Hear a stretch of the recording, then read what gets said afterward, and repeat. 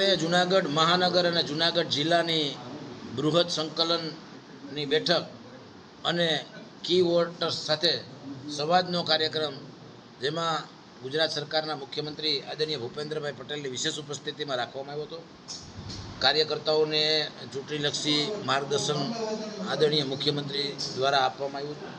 કી વોટર્સોને development વિષયો ચર્ચાઓ કરી અને ખૂબ સારી પોઝિટિવ વાતાવરણમાં આગામી ચૂંટણીઓને ધ્યાનમાં રાખી અને કાર્યકર્તાને પણ માર્ગદર્શન આપ્યું હતું અને કી વોટર્સો પાસેથી પણ વિકાસલક્ષી પ્રશ્નો પૂછવામાં આવ્યા હતા અને ખૂબ પોઝિટિવ બેઠકો રહી છે.